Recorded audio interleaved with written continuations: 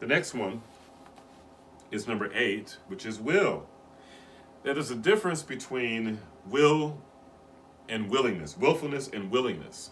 Willfulness is when you're holding on to something and you're going to make it happen. If you notice right now, physically, I'm crunched up. Remember, 85% of our communication is nonverbal. Willingness, notice how I just opened up automatically, is when you allow for there to be flow in your life. Oh, I'm sorry. Going back to number 7, I didn't have it under there, but fluids.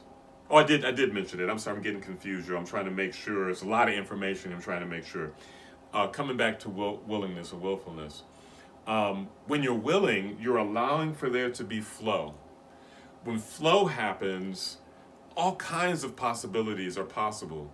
And then also, too, when flow happens, you give room for more to happen than what you had even anticipated.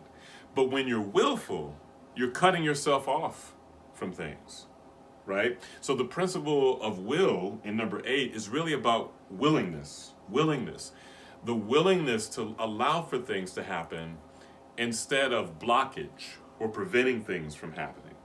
And the deity of that, the African deity, is Tahuti, which is your super consciousness flowing according to your higher purpose. Tahuti is sort of a higher version of Sebek. If you remember, Sebek was knowledge, the quest for knowledge in words and the written word. Well, the deity Tahuti also has something to write with, because Tahuti is also about the word, but not the written word, the higher word, the powerful word, the divine word, if you will, or the superconscious word, or that word that's bigger and higher than yourself, that has also the power to allow for your ultimate purpose to flow through you. So that's what Tahuti represents.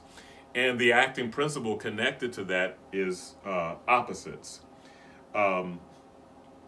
Opposites, the practice of the unpredictable. What do I mean by that? In acting, sometimes in a story, anger may be involved. And if we play anger dead on, like what I'm doing right now, well, that's right on the nose, anger. It's kind of predictable. But if you go the opposite of what I'm doing right now I'm smiling.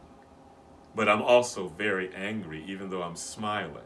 And right now, because I'm smiling and angry, you don't know what I'm going to do next.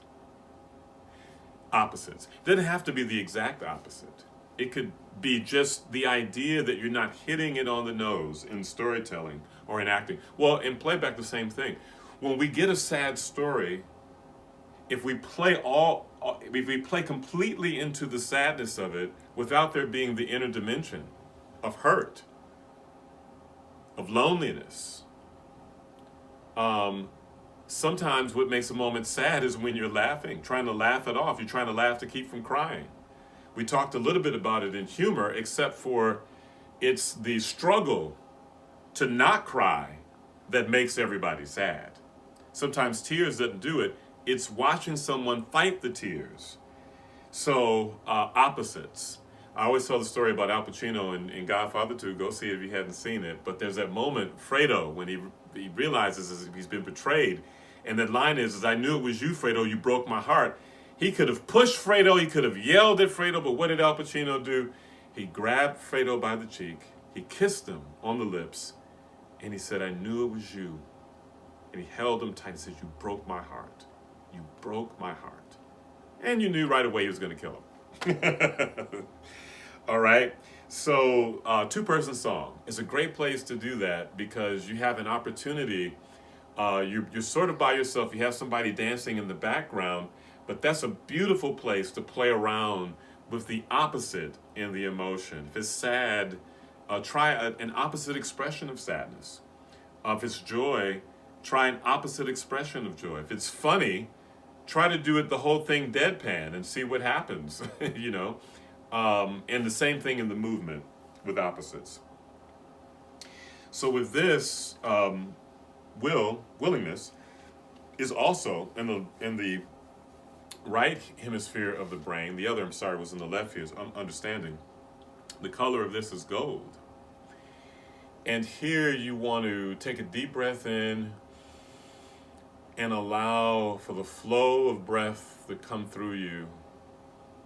There may be some things that you're resisting right now because of resentment, unforgiveness, fear.